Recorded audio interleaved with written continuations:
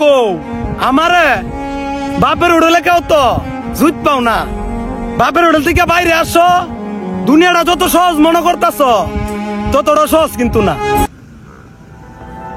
এই দুনিয়ায় আপনি কারে বিশ্বাস করবেন? আপনারা সবাই তো জানেন আমার 2 মিলিয়ন আইডিটা ব্যান হইছে। সত্যি বলতে আমার আইডিটা ব্যান হই নাই, আমার 2 মিলিয়ন আইডিটা ফরগেট মেরে নিয়ে ব্যান করানো হইছে। মাছ ধরা ছিল পেশা আর টিকটক করা ছিল আমার নেশা। এক আইডি যাওয়াতে অনেক কষ্ট পাইছি, আমি আবারও 2 মিলিয়নে উঠে দাঁড়াইছি।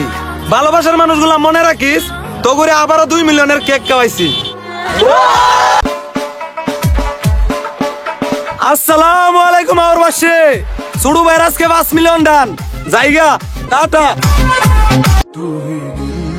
এই যে টাকাগুলা দেখতেছেন এটি কিন্তু আমার না, আর এই টাকার বিনিময়ে গাড়িটা নিচ্ছি এটাও কিন্তু আমার না।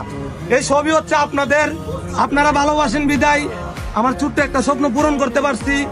আর যারা আমার নাম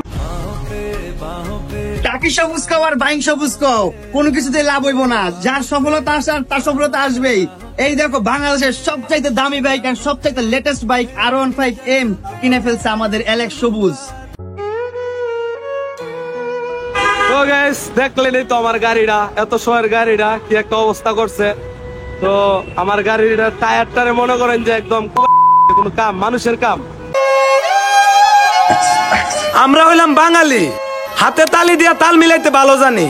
একটা মানুষের সম্বন্ধে ভালো মন্দ না জানি নাই তার অতীত লইয়া টানি। এই না হইলাম আমরা বাঙালি।